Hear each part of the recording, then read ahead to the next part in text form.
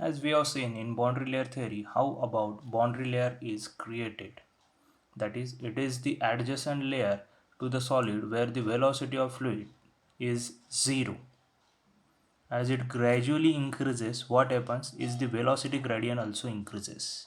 That means at the bottom the velocity is zero, and at the end of the boundary layer the velocity is maximum. Now what we will see in this video, it is there is a possibility when the boundary layer is separated. That means due to no slip condition, that is we have considered, there will be possibility where the entire boundary has been shifted. So let us study in detail boundary layer separation.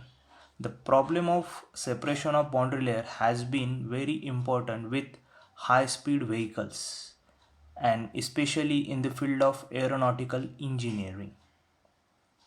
Now the thickness of the boundary layer is largely affected by pressure gradient.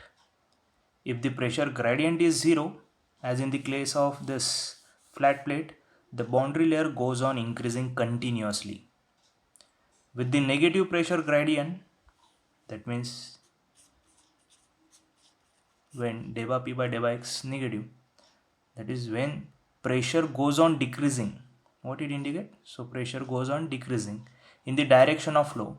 The pressure forces act in the direction of flow, thus accelerating the flow. That is when delta P by delta X is negative, acceleration of flow take place. Acceleration of flow take place. This has the effect of accelerating the flow in the boundary layer, and hence the boundary layer tends to reduce in thickness. So this reduces thickness of boundary layer get reduced. Now with positive pressure gradient, when delta P by delta X is positive, or adverse pressure gradient, it is also called as adverse pressure gradient. That is when the pressure goes on increasing in the direction of flow. The pressure forces act against the direction of flow. Pressure forces act against the direction of flow. Thus they retarding the flow. So therefore when delta P by delta X is positive, deceleration of flow take place. So this will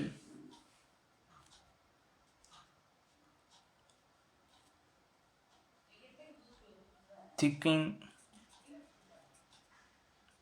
of boundary layer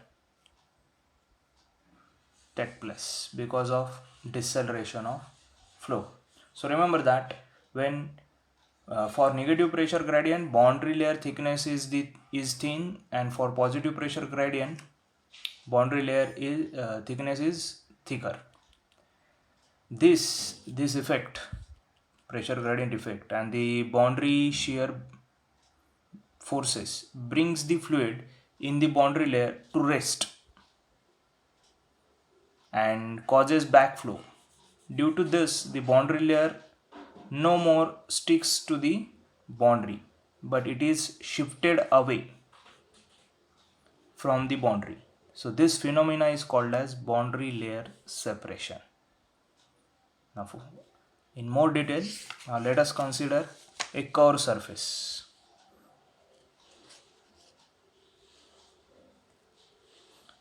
So as the fluid flows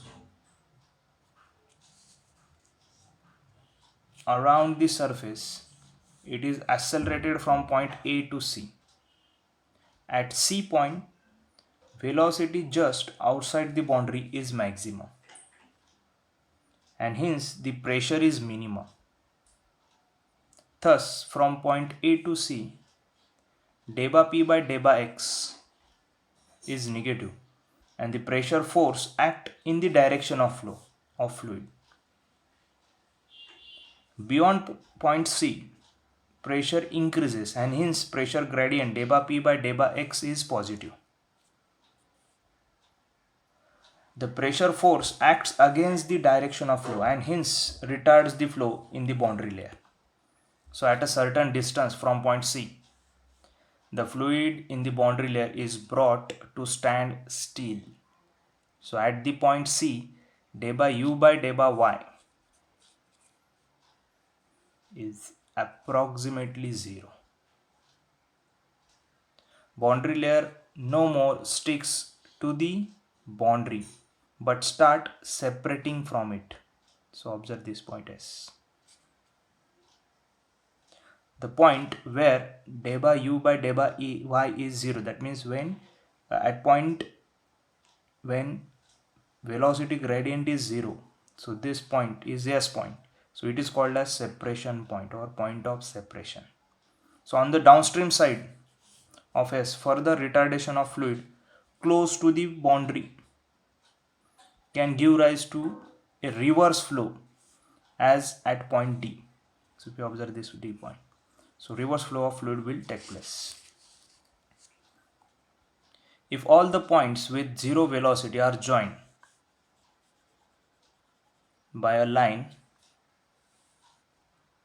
the line is called as separation streamline. So observe this streamline, separation streamline. So between this line and the boundary, due to reverse flow, between this line and this boundary, due to reverse flow, irregular eddies are formed and lot of energy is dissipated. So this region is called as wake region.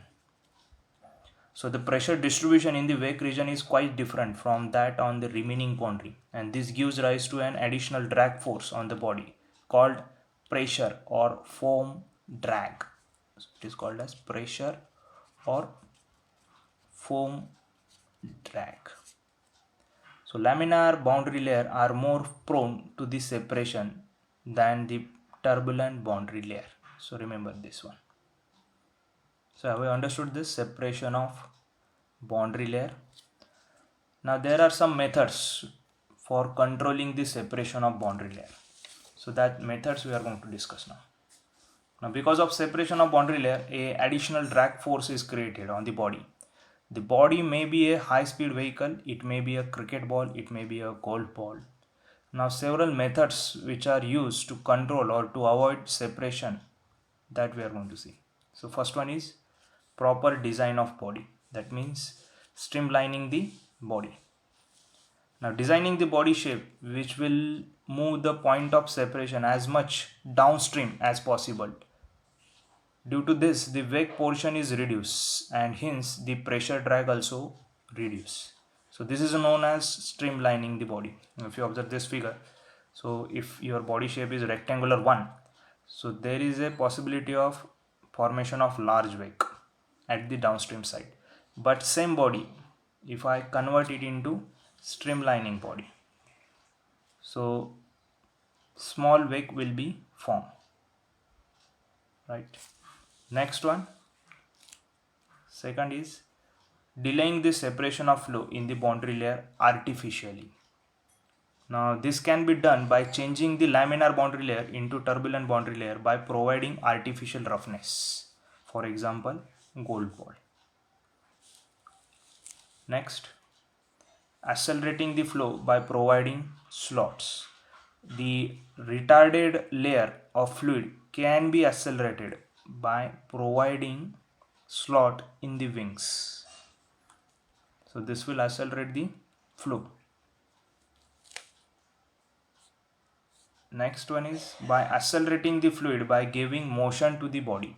So by giving the motion to the body in the direction of motion, the fluid in the boundary layer can be accelerated and separation can be controlled. But this is practically very difficult. Next is suction of the retarded fluid in the boundary layer. Now in this method, the retarded fluid in the boundary layer is sucked out through the suction slot in the boundary surface. So this will controls the separation of boundary layer. And last one is acceleration of fluid by blowing.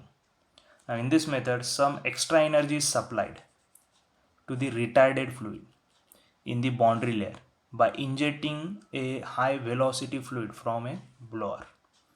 Now this term is known as blowing So with this also we can avoid the separation of boundary layer, right? So these are the different methods with which we can control the separation of boundary layer.